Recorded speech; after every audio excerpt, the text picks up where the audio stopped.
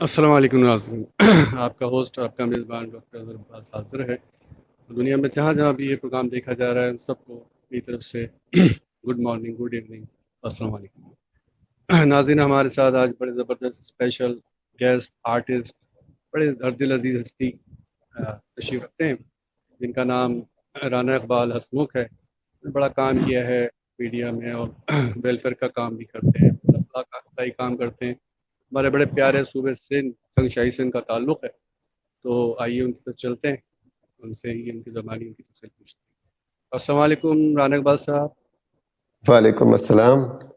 کیسے ہیں سر آپ؟ ٹھیک ہیں؟ بس اللہ کا شکر ہے. آپ کیسے؟ ٹھیک ہیں؟ جی الحمدللہ، دعا ہے آپ کی. سب سے پہلے تو میں آپ کو خوش آمدید کہوں گا اپنے پروگرام میں، اور آپ کا شکریہ ادا کروں گا کہ آپ نے ٹائم دیا، آپ نے قیمتی وقت میں سے وقت نکالا. سر، اور میں تو خوش نصیب ہوں کہ آپ نے جو ہے مجھے اس لائق سمجھا، اس قابل سمجھا کہ آپ نے مجھے انوائٹ کیا کہ آپ مجھے انٹرویو دیں. میرے لیے تو یہ بہت بڑی اعزاز کی بات ہے.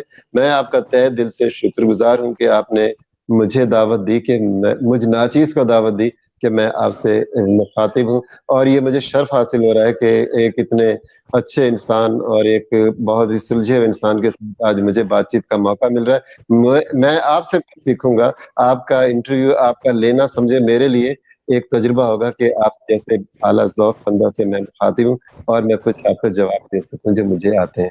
اللہ کرے میں کامیاب ہو سکوں. So nice of you. بڑی مہربانی، آپ نے اتنی لمبی چوڑی تعریف کر دی، میں اس قابل تو ہوں نہیں. بہرحال آپ کی ذرا نوازی ہے.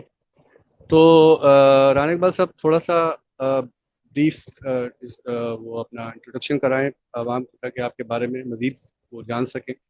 اور اس سے پہلے کہ ہم آپ کی طرف جائیں، میں ایک بات بتا دوں ناظرین کو کہ یہ پروگرام جو ہے ریحان ویلفیئر فاؤنڈیشن کی طرف سے اسپانسرڈ ہے، اور which is a institute of peace connecting to Pakistani to the world.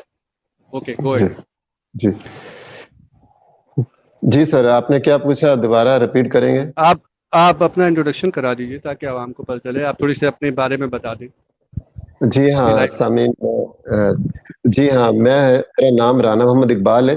میں سندھ کے ایک چھوٹے سے شہر جنگ شاہی میں رہتا ہوں، اور ڈسٹرکٹ ٹھٹہ ہے اس کا.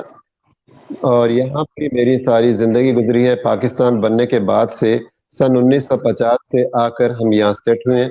اور اس کے بعد جو ہے ہمارے والد صاحب آئے تھے ہجرت کر کے، تو پھر ہم 1950 سے یہیں پہ سیٹ اپ ہیں. اللہ تعالیٰ کا شکر ہے کہ ہم یہاں بالکل ہمارا چھوٹا سا کاروبار ہے، اپرچون کی دکان جسے کہا جاتا ہے کہ آٹے دال کی جو دکان ہے ہماری چھوٹی سی. اور ایک عرصہ دراز سے ہم یہاں پر ہیں. تو یہی کاروبار ہے ہمارا دکان کا. اور اس کے علاوہ جو ہے ہر بندے میں بہت ساری خواہشات ہوتی ہیں کہ بھئی میں یہ کروں وہ کروں. تو مجھے بھی تمنا تھی کہ میں بھی کچھ نہ کچھ جو ہے ایسے کام کر لوں کہ کچھ لوگ مجھے جان سکیں، پہچان سکیں. تو یہ تو اللہ کا شکر ہے کہ مجھے جو ہے میں جہاں پر بھی گیا، نہ جانے وہ کیا بات تھی، کیا مجھے نہیں پتا کہ میرے چہرے پر کیا لکھا ہوا ہے، لیکن میں جہاں پر بھی گیا لوگوں نے مجھے بہت پیار دیا. یہ بڑی ذرا نوازی ہے. اچھا سر، میں آپ کو ایک اور بات بتا دوں کہ میری عمر اس وقت 62 ایئر ہو چکی ہے، لیکن ابھی تک میرا کسی سے جھگڑا نہیں ہوا. یعنی کہ منہ ماری تو ہو سکتی ہے، یعنی کہ مکے وغیرہ کبھی کسی سے یہ نوبت نہیں آئے گی کہ یا میں نے کسی کو مارا ہو یا کسی نے مجھے مارا، یہ کبھی نہیں ہوا. اور لوگوں نے مجھے بہت پیار دیا. میں جہاں پر بھی گیا ہوں مجھے اتنا پیار ملا، میں لفظوں میں بیان نہیں کر سکتا. اس میں سے والے لکی ہوں. جی بالکل لکی ہوں. اس میں اتنا میں اللہ کا اتنا شکر گزار ہوں. آپ یقین کریں کہ میں نوری آباد جاتا تھا FM 92 پہ پروگرام کرنے، تو ایک بار میری بائک پنچر ہو گئی. تو جب میں کھڑا تھا تو دو لڑکے آئے، میرے سے پوچھا کہ کیا ہوا. میں نے انہیں بتایا کہ میری بائک پنچر ہو چکی ہے. تو انہوں نے کہا کہ آپ کون ہیں. جب میں نے انہیں اپنا تعارف کرایا کہ میں FM 92 کا RJ رانا محمد اقبال ہوں، تو آپ یقین کیجئے کہ انہوں نے مجھے اتنی محبت دی جیسے کوئی اپنے پیر و مرشد کو لوگ چاہتے ہیں. وہ بھی میرے ہاتھ پکڑ رہے ہیں، ہاتھ کرے ایسے ملا رہے ہیں. جب سندھ کا ایک انداز ہے، بہت عاجزانہ انداز ہے ان لوگوں کا. ایسے جی وہ ایسے میرے سائیں تواں کی ڈسی ڈاڈی خوشی تھی तव्हांखे असीं ॿुधंदा आहियूं, तव्हांखे ॾिसणु चाहींदा हुआसीं, अॼु तव्हां असांखे मिलिया आहियो, ॾाढी खुशी थी आहे। फिर उसके बाद मकसद ही उन्होंने कहा कि हमें बहुत खुशी हुई है आपसे मिलके, और फिर उसमें उन्होंने मेरी बाइक का जो टायर खोला, एक बंदा मेरे पास खड़ा कर गए, उसके बाद वो गए, पंचर लगा कर आए, मेरी गाड़ी में फिट किया, और फिर मुझे अपना नंबर दिया उन्होंने कि कभी यहाँ से गुजरते वक्त, कभी दिन या रात, कोई मसला आप हमें फोन कीजिए, हम हर तरह से आपकी हर वक्त मदद करके हमें बहुत खुशी होगी। और इसके साथ साथ कहा कि आज आप हमारे घर चलिए, हमारे मेहमान बनिए, खाना खाइए, फिर जाइएगा। लेकिन मैंने उनके खलूस का बहुत शुक्रिया अदा किया और उसके बाद मैं रवाना हो गया। तो ये मोहब्बतें मुझे पसंद मिली। Next sir. तो राना इकबाल साहब, पहले तो आप मुझे ये बताइए कि एक्चुअली मैं आपको क्या कहूँ, मतलब वेलफेयर से वाबस्ता पर्सनैलिटी कहूँ, आर्टिस्ट कहूँ, या मतलब क्या कहूँ मैं आपको, कहाँ से आपकी जर्नी स्टार्ट हुई और इस तरफ कैसे आ गया अचानक, या अलग से प्लान? नहीं, मुझे असल में मैं पहले भी बता चुका था समद भाई को भी कि मैं रेडियो से बहुत मुतासिर था। रेडियो जो है मैं बहुत शौक से सुना करता था। मेरी दिली तमन्ना थी कि मैं रेडियो पे जाके कोई जैसे आरजे बातचीत करते हैं, इसी तरह से मैं उनको सुना करता था और मैं कहता था मेरी ये दिली तमन्ना थी कि मैं रेडियो पे जाकर बातचीत करूँ, कोई प्रोग्राम करूँ। और जब आप यकीन कीजिए कि जब मैं रेडियो पर गया, जब मैंने चंद प्रोग्राम किए तो मुझे फीडबैक इतना अच्छा मिला, लोगों ने मुझे इतनी मोहब्बत दी, इतना खलूस दिया, और मेरी तारीफों में मैं नहीं समझता कि मैं कुछ हूँ, लेकिन उन्होंने मेरी इतनी तारीफें की। और जब मैंने अपने रिकॉर्डेड प्रोग्राम सुने तो मुझे भी ऐसा लगा कि वाकई मेरी आवाज जो है थोड़ी अच्छी है, कुछ अच्छी है जिसे लोग पसंद करते हैं। मुझे खुद भी पता नहीं था लेकिन मैंने जब खुद सुना तो मुझे महसूस हुआ कि वाकई मेरी आवाज थोड़ी सी रेडियो की है।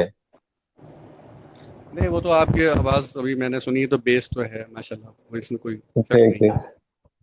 इसके साथ साथ फिर मैंने कुछ मूवीज में भी काम किया है, यानी कि यहाँ पे स्टेज ड्रामे उनमें भी मैंने अदाकारी की है, और यहाँ टेली फिल्में बनती हैं उनमें भी मैंने काम किया। आजकल तो आपको पता है यूट्यूब का दौर है, तो हम लोग अपनी फिल्में बनाते हैं। मैं तो एक आर्टिस्ट के तौर पे उनमें अदाकारी करता हूँ, फिर वो यूट्यूब पर अपलोड कर देते हैं। अभी एक हमारी फिल्म रिलीज हुई है चांडो की, आप अगर यूट्यूब पे सर्च करेंगे चांडू की टीवी, और उसमें रंग महल के नाम से सिंधी फिल्म हमारी अभी रिलीज हुई। उसे वो लोगों ने उसे इतना पसंद किया कि उसके बाद हमारे हौसले बढ़े। अब हमने एक और नई फिल्म बना रहे, दुनिया रंग रंगीली, जो इंशाल्लाह ईद पे रिलीज है। अच्छा, वेलफेयर के बारे में कुछ थोड़ा सा बताएंगे कि उसमें क्या करते हैं, किस तरह मदद करते हैं लोगों की, कितना उसका दायरा कार है आपका? देखिए सर, मैं आपको एक बात बताऊं कि यहाँ पर कोई भी काम जो किया जाता है ना, उसके लिए बाकायदा कोई तंजीम जो बनाई जाए, वो तंजीमें बनती जरूर है लेकिन वो चलती नहीं है।